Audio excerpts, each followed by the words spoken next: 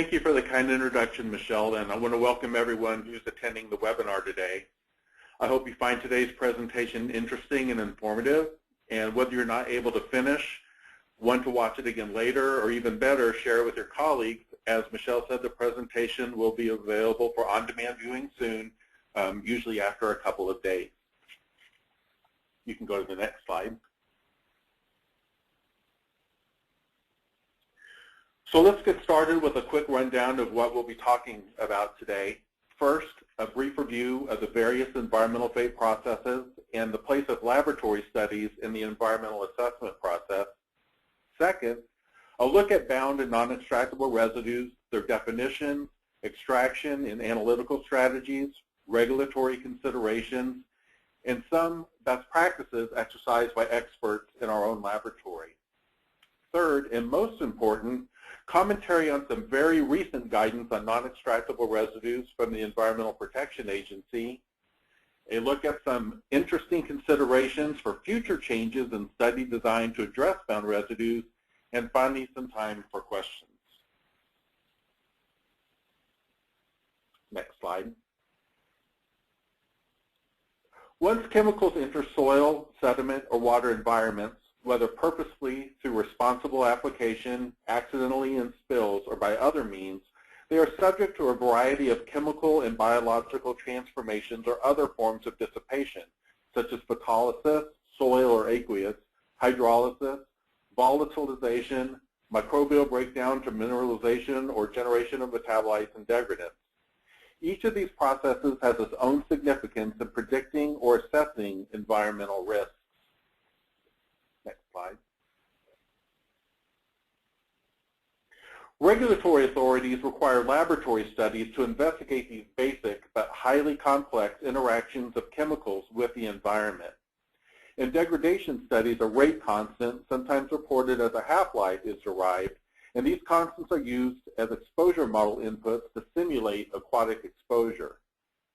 An important pathway is the formation of bound or non-extractable residues. There has been a long-standing debate on whether bound residues represent an environmental risk in their potential accumulation and persistence, a benefit as a route of removal and detoxification, or a combination of both. What is certain is that the process of bound residue formation is complex and not completely understood.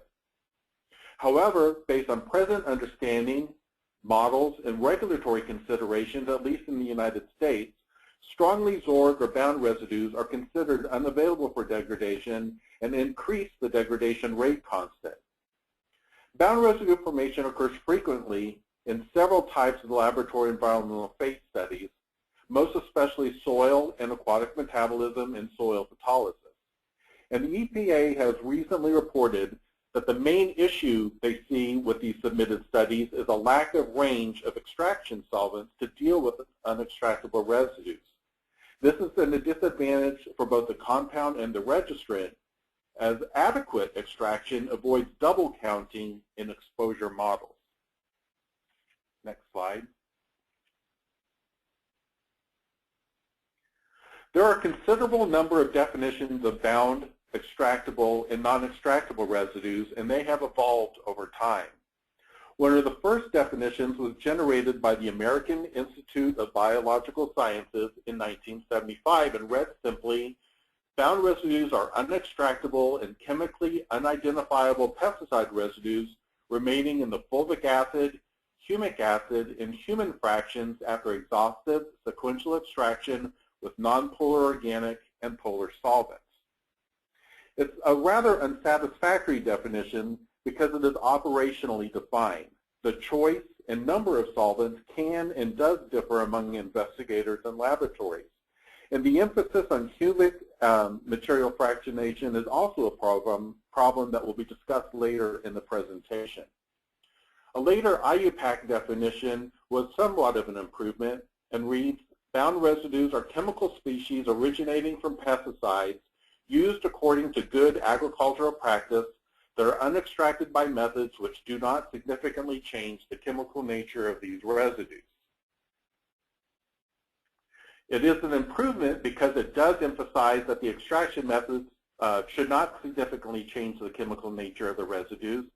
It's a little bit unsatisfactory as the emphasis is still on pesticides. And while pesticides obviously for a long time have been the focus of bound residue research both in the industry and in the academy, obviously the present studies, regulatory studies, extend well beyond pesticides to include pharmaceuticals and other industrial chemicals.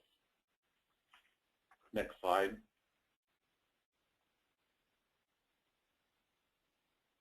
The most recent and relevant definition for the purposes of today's presentation comes from the testing guidelines for aerobic and anaerobic soil metabolism and is an adaptation of the IUPAC definition.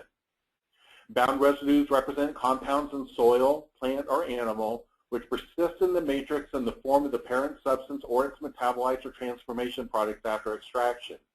The extraction method should not substantially change the compounds themselves or the structure of the matrix. The nature of the bond can be clarified in part by matrix-altering extraction methods and sophisticated analytical techniques. In general, the formation of bound residues reduces the bioaccessibility and the bioavailability significantly.